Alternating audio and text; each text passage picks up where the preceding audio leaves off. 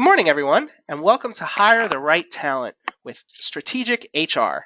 I'm Vinny Civitello, Communications Manager for the New Jersey Business and Industry Association. With us today from Prime Point is HR Specialist Judy Saylor. Judy won't be talking about it today, but as NJBIA members, you have access to our exclusive discounts with Prime Point. Members can get 10% off payroll processing fees with direct deposit and a $50 per month credit toward one additional HR management system module. You can learn more about that at njbia.org/benefits. A few housekeeping matters before we get started. Today's webinar is being recorded and will be emailed to you tomorrow along with the PowerPoint for today's presentation, so be on the lookout for those. If you just can't wait, you can download them right now from the Handouts tab, but I'd also like to draw your attention to the Questions tab. Judy would be happy to take all of your questions, so don't hesitate to write them in as they come to you, and I can't stress that enough. Write them in as they come to you, or you may forget what you wanted to ask by the time we get to the Q&A. So now let's get things started. Judy?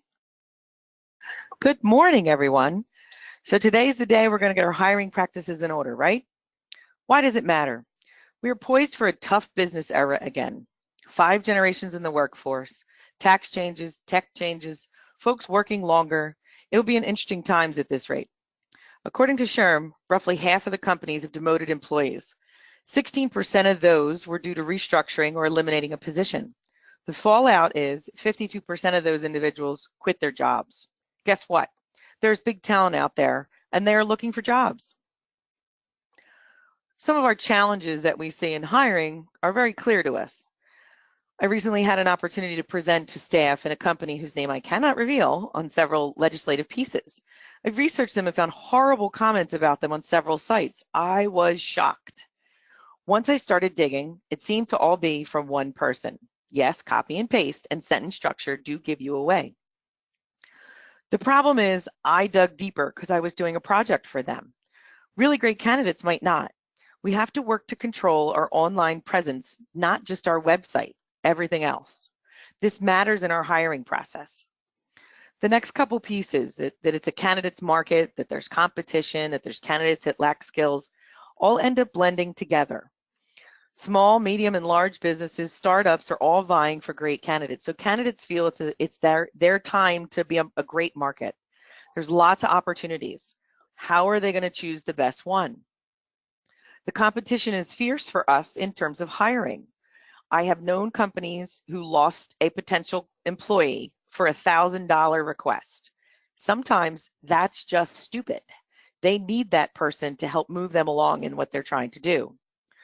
As a professor at Rowan and Rider University, I would tell you that there's lots of candidates coming out that lack needed skills. Sentence structure isn't a big thing with these young people, or some of the older people for that matter. We've got to ensure that they have the skills we actually need in order for them to do the job we want. The direction of the company needs to be clear. You need to know what that direction is if you're the one doing the hiring. I have found many companies to be making money in spite of themselves. They are doing things the way they have always done it, and that is just not working these days. That company culture is the piece that drives our next piece of diversity. Often you have to look diverse to attract diversity, and that's hard. Doing things the same old way doesn't attract any diverse groups that you're looking for. So, not what you're expecting from HR, right? New hires with Google's People Analytics department are given this as a laptop sticker. That's tech gear for you. All I got was a mug.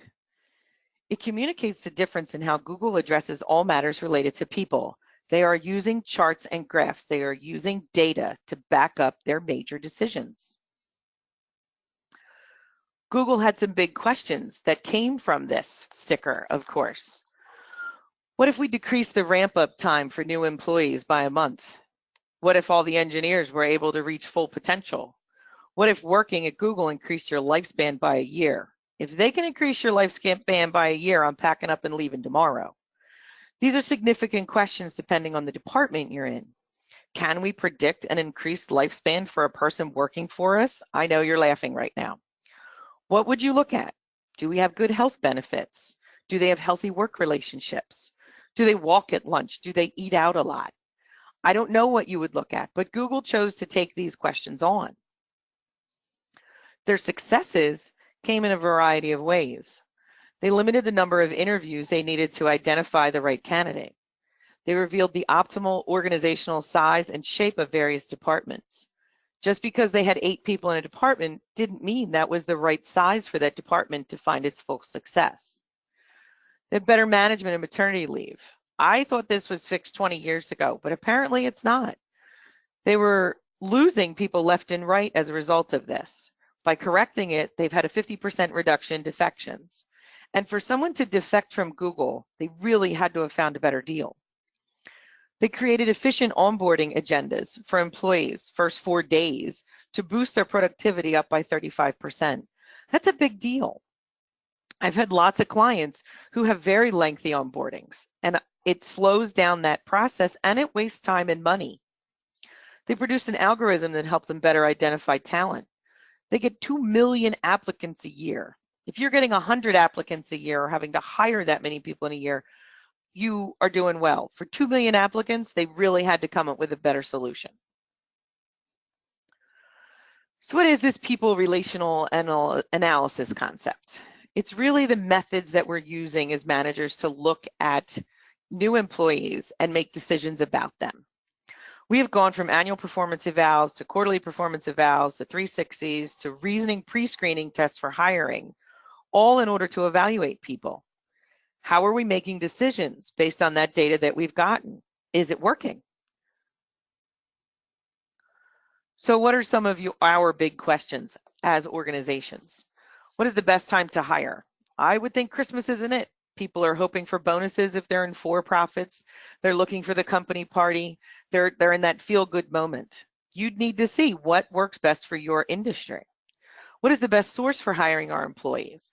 I have watched clients use Craigslist, Indeed, LinkedIn, their own websites. It depends on the group that you're looking for and what levels of ability you're looking for in that candidate. Will new candidates be prepared for crisis? We know that crisis is all around us. You can't watch the news and not be aware of that. Is this person someone who can be ready for that? Will a manager work well with a new candidate or a new team? If you're moving people, internally, we are recruiting and hiring people all the time and moving them to different positions or promoting them. What if you had to RIF people? How do we determine what department or staff are affected? It's not always going to be last in, first out anymore. There are skill sets that you will need to keep as we move forward. What if in the future you want to grow? How do you position yourselves for acquiring another company or acquiring the right number of staff? Analytics is all about the big questions. The questions lie at the heart of solving fundamental problems for you. You have to be asking yourself the right questions to make it work. Things like work-life balance don't need to be a catchphrase. They should be our everyday. What big questions do you have for your jobs? If you can, type them in now as questions and we can get to answering them shortly. So, what can we use analytics for? This is only a few items here, and I'm sure you will have many more. Solving problems is always going to be number one, potentially. What is a consistent problem we all have? Oh, wait, communication, right? So, time to figure out why is there a problem or who is the issue? Is the problem too much communication? Are your staff bogged down in meetings or communicating? Are you able to attract diversity? What sites or what groups help you to attract that diversity better? Finding skills gaps for either incoming employees or current employees that you're looking to promote. What are the recruiting methods that you use on a regular basis? Any technology you're using right now should be able to provide you reports that help you identify insights into that recruiting. I am hoping and sure that many of you are looking at what is the actual job that you're hiring for? What is the source to get the most employees from? How many days does it take to get them onboarded? These are critical questions. I have one client right now, it takes them 3 weeks to get someone onboarded. That is wasting time and money for that organization. They may feel they're being thorough, but are they really getting this person ready for the job they want them to do? People analytics in the past was about the attributes of the person. We had tests for personalities or styles with Myers-Briggs or the color code. We've got the traits, you know, the dreaded EEOC groups or keyword searches we use in recruiting programs. Sometimes we want to look at the current state of potential employees, their age, their educational level. their current company tenure. If people are applying to jobs with you, why? If you've got somebody who's been at a company for 10, 15 years, why are they looking to move? We move into what is at why analytics now. We've got the Equal Pay Act. Having to know all the details of your employee. This is now the EEO1 report or EEO4 report on steroids. You will have to be able to answer all of the questions about your employees and be ready. We've got New Jersey sick leave. Are people using it? What are they using it for? Are we presenting it correctly to them? All of this data can help you with lots of different options. Do you need to support a staff member? Do they have a problem right now going on in their life that you need to be aware of because it will impact them at the workplace? Marijuana in the workplace, it's coming, folks. There's $40 million in the budget listed for it. If you haven't been reading all of the NJBIA information that's coming out, you're missing the boat. Be prepared, get your policy ready, make sure you're ready for that advent. Cybersecurity. We all have that one employee who clicks on something they're not supposed to, and you could be down for 2-3 days from work. Do you need to provide training? What folks need training? Have you asked them if they want or need training? These are things that help us. If People Analytics now is meant to bring hard data to better manage all the human dynamic issues you have going on. So when we see people in relational analytics, we've got to say, what are the things that I can do with this? We all know it costs us approximately 20% of a person's salary to replace them. This would include the recruitment process and the training of the new employee. That becomes a lot of money. If we can predict performance by reviewing a person's history differently than we did in the past, it can cut down wasted time. What does their resume say? What does their LinkedIn say? What does their social media say? These are all things we need to check now in hiring. Once hired, take a look back at your candidates and see what are ways we can make them better. I've brought them in. I thought they had all the right skills. Are they the good fit I think they are? They might be, but they might be lacking 1 or 2 items that I really need them to have. When are we going to train them? Figure out what a good or bad candidate looks like for you. It doesn't mean a person's bad necessarily. It might be they're not fit in the correct department. You've got to be able to analyze those things and know. We've moved into a phase where lots of organizations use recruiters. Quality of hire is now a new term, looking to map that recruiter's performance to determine if the new hires they choose make the grade. Are they a good fit or are they a warm body? If they're hiring warm bodies, you've got to work on that recruiter. They're an integral part of your hiring process. On many occasions, to stabilize your business or yourselves, we need to look back and see, what were we doing? Are we doing what we need to be doing? Are we doing what works for us? Or are we doing something just because the industry is doing it? These are critical pieces, and you can get lots of answers reviewing data that you have at your fingertips. What we're going to look at comes from an article about better people analytics, and I'd be happy to share that article with you folks. There's lots more detail in it than what we're going to review today. Each of these categories are signatures of relationship analytics. They look at the person and they see what are the connections that this person has that assist us as a business. When we look at ideation, this is where an individual can come up with ideas, can create new concepts, has the ability to make changes, okay?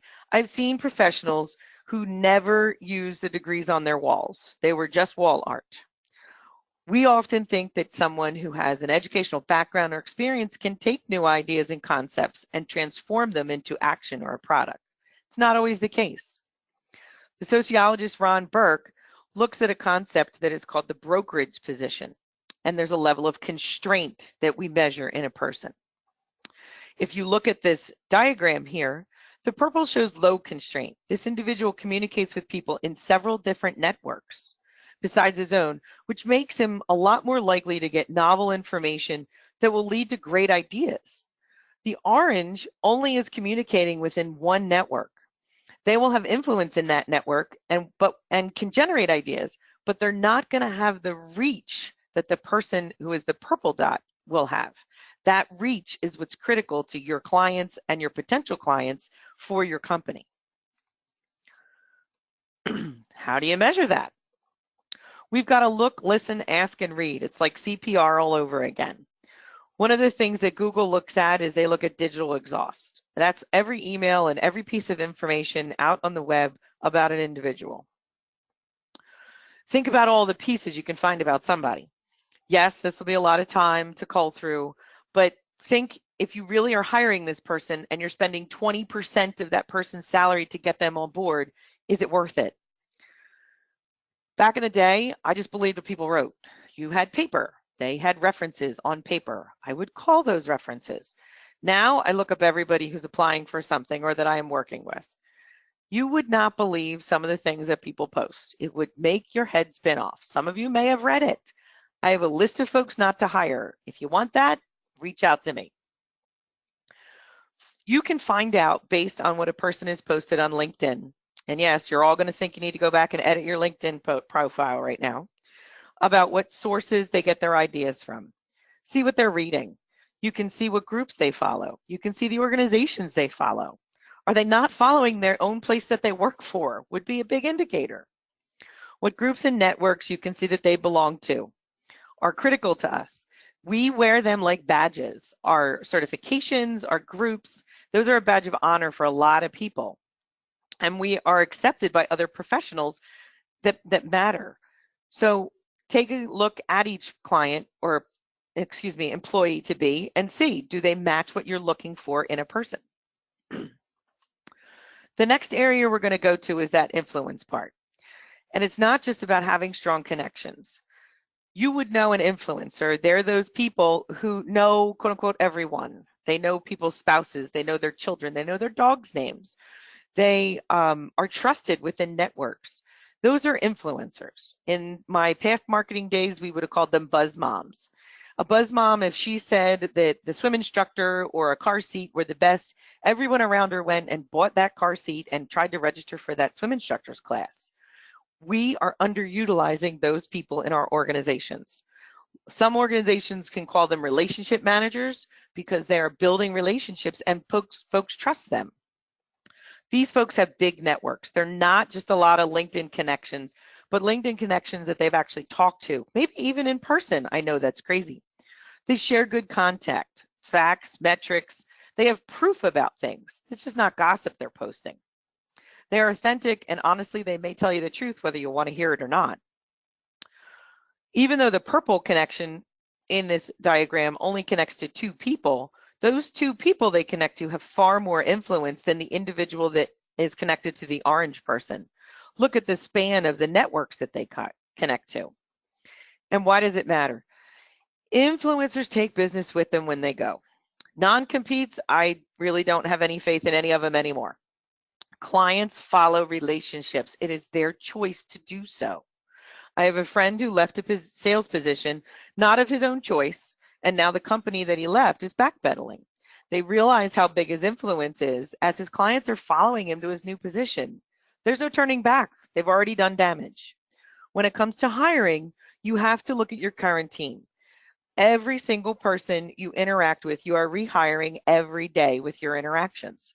That's why these influences are critical. How do we measure that? This is the same logic that is used by search engines to rank order of search results. Who do they know? Who are their references? Go look up those folks. Go look up who their references are connected to. That's a big key.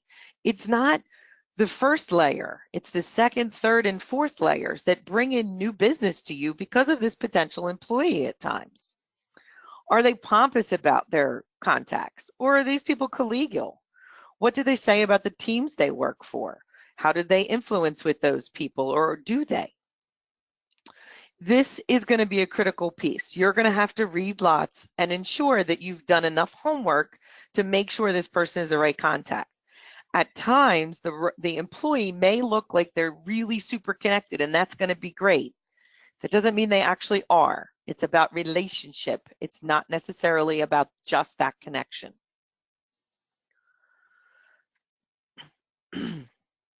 Next, we're looking at that efficiency factor.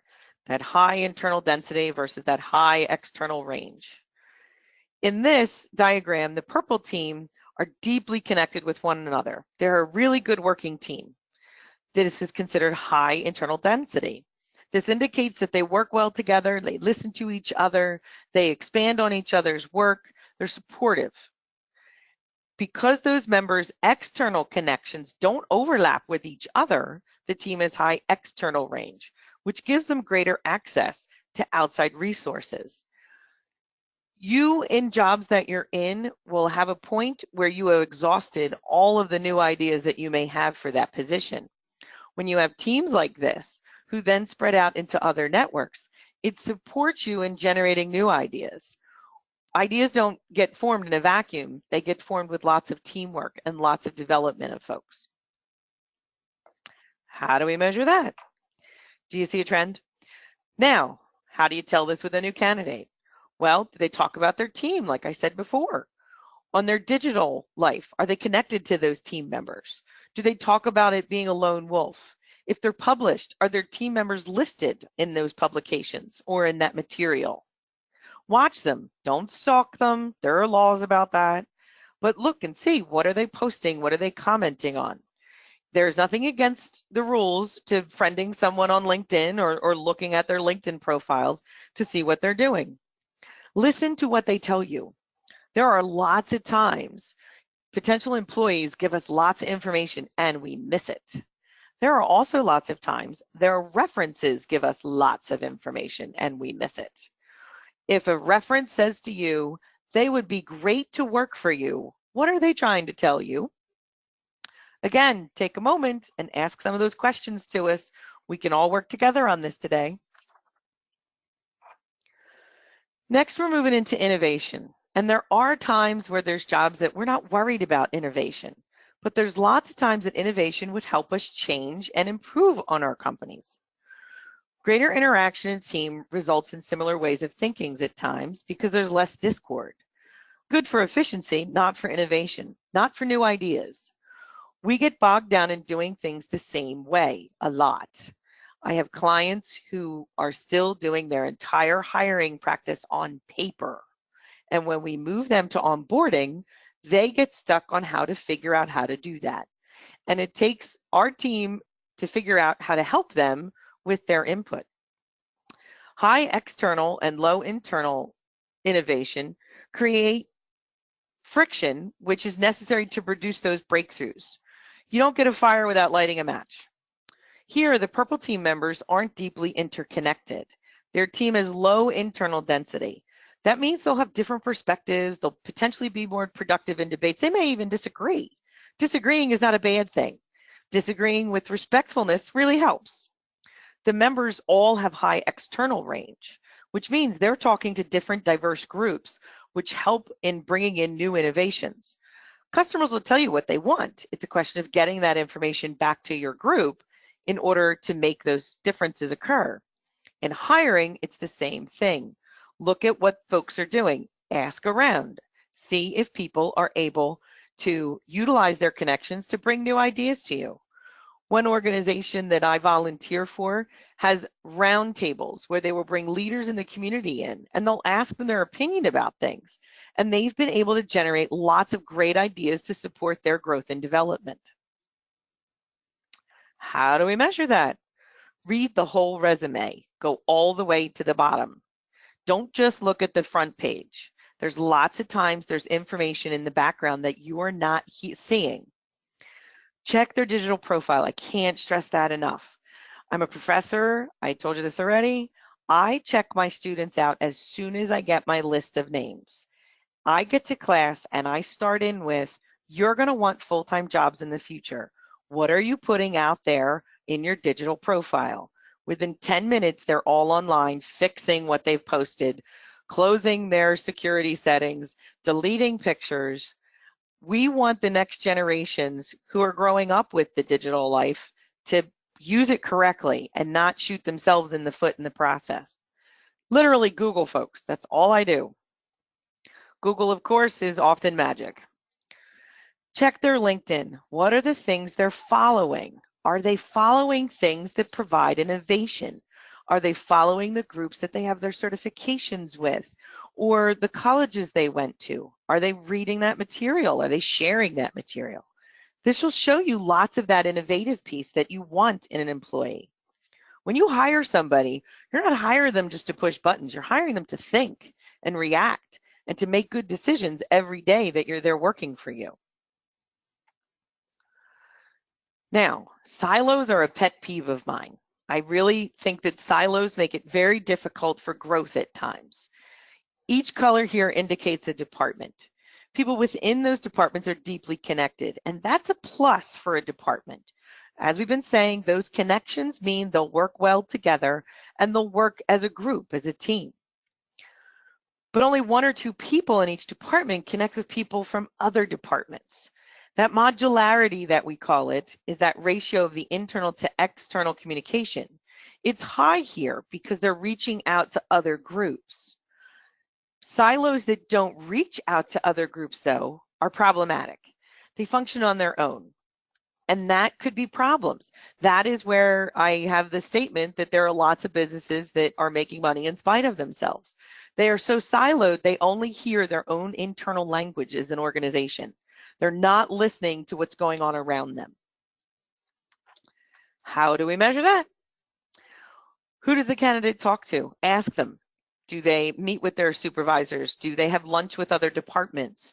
Who are their references? Is it someone from within the company? Is it someone not within their department? What does that person tell you about them? How do things get done at their job? Ask them. Ask them about the silos. Ask them directly. You're allowed to ask them these questions. We don't ask the right questions half the time. You need to know, is this person going to actually require me to sit on them and give them lots of undivided attention to get their job done because they've been working in a silo all along and they don't think for themselves? Ask about the rest of the company. How do the other departments function? Are some higher functioning or some lower functioning? Ask them to give them a story about an interaction they've had with another department. Vulnerability is talking about key employees, and this is critical to hiring and critical to keeping great staff. Green here is the critical external supplier to company departments, blue, purple, and orange. 6 people in the company are connected and have relationships with green, but 30 people rely on those relationships, which puts the company at risk. If blue's one connection leaves, for example, the department will be cut off from its supplier, so to speak. And I don't mean for goods and services. While his title may not reflect his importance, that employee is vital to the information flow. A lot of times in my nonprofit days, that was a secretary or a facilities person.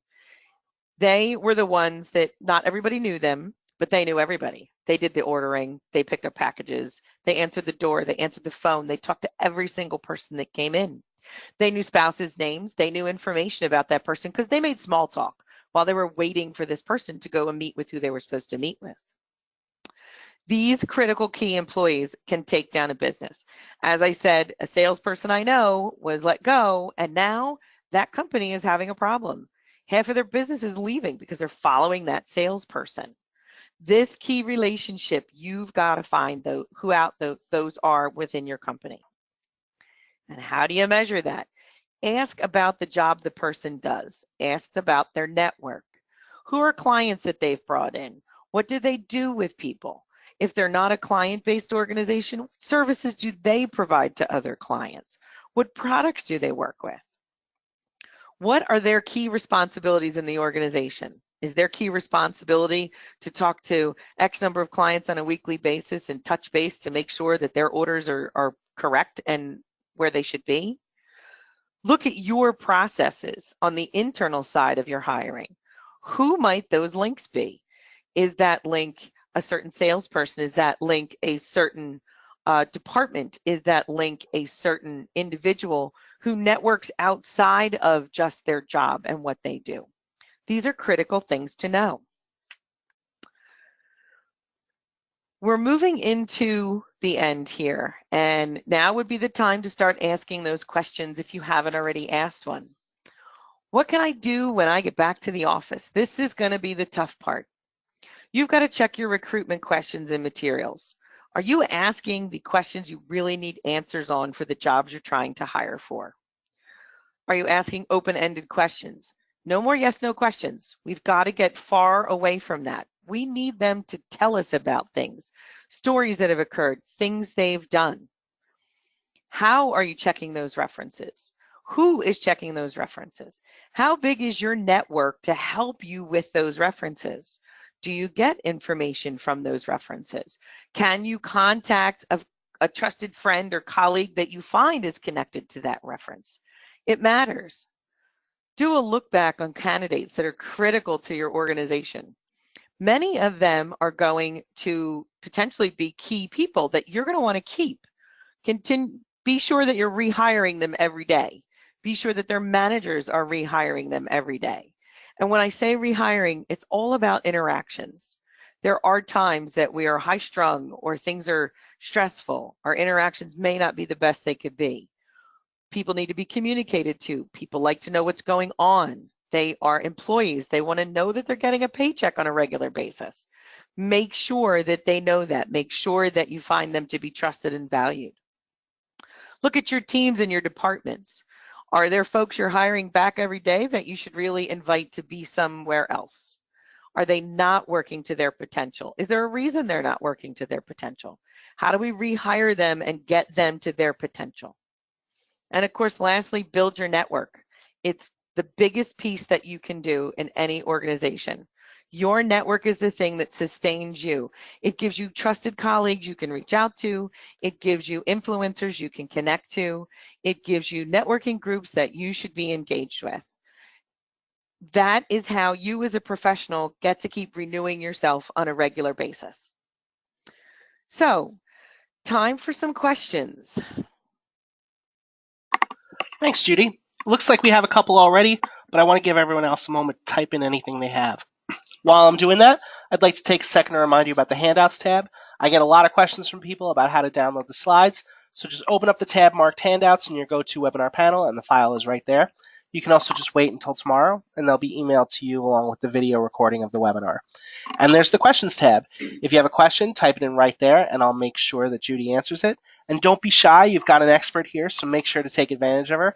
I can't tell you how many times I read the post-webinar evaluations and see someone disappointed that something wasn't covered, that the webinar wasn't broad enough, that it was too in the weeds. This is your opportunity to make the webinar your own and take it in whatever direction you'd like. So with all of that out of the way, let's jump to the first question that comes from Amanda, who would like to know, with everything you're asking we look at, how long does it take you to vet a potential employee?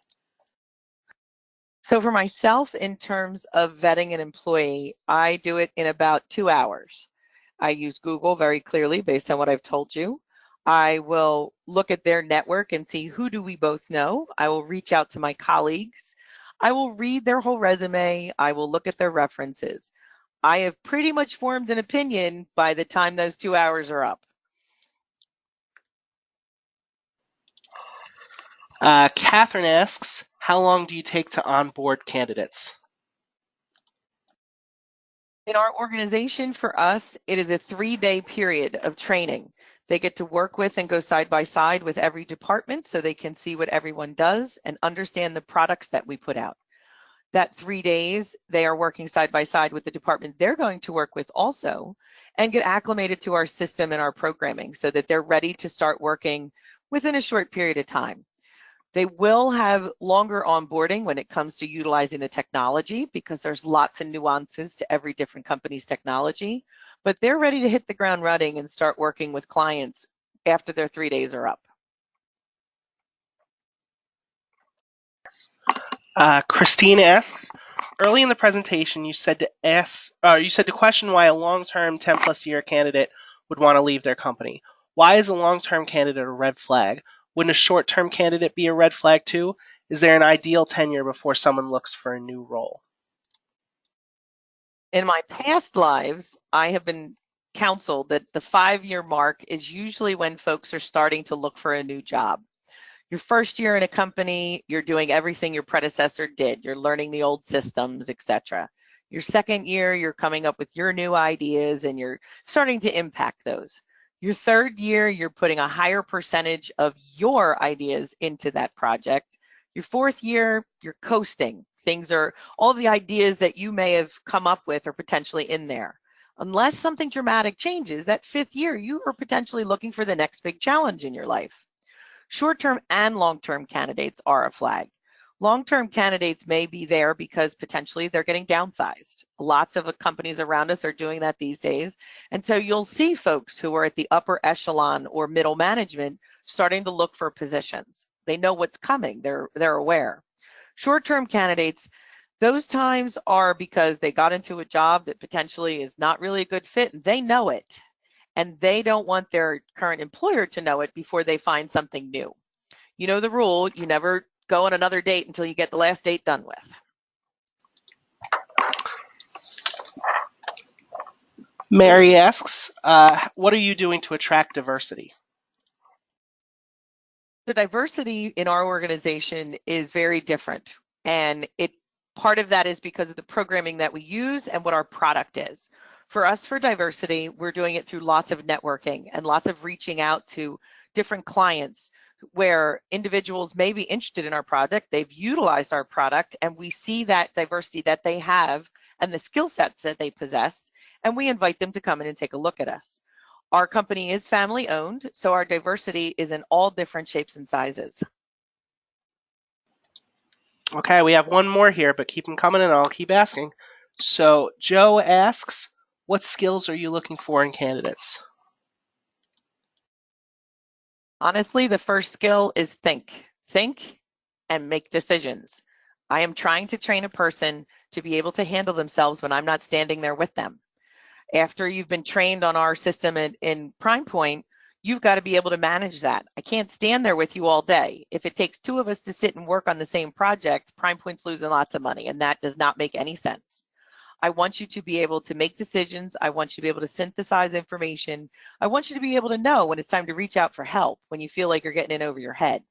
After that, I can teach you everything else. You can learn skills, you can learn products, you can learn who the next person is that you need to send something to or the forms that you need to fill out. It's those soft skills that I can't necessarily teach you. You've got to be able to have those coming in the door. All right, here's one from Marie who says, how do you measure staff influence? Staff influence comes in a variety of ways. In our organization, anyone is invited to go to any of the networking events that our organization belongs to, and that's critical. It gives us the chance to see what are people's networks. I may go to a new network and I only know 2 or 3 people, but I'm going to report that and I'm going to discuss that with our departments to make sure that I'm not missing something that they may have better connections in. It's always about, bringing in new business and working together as a team.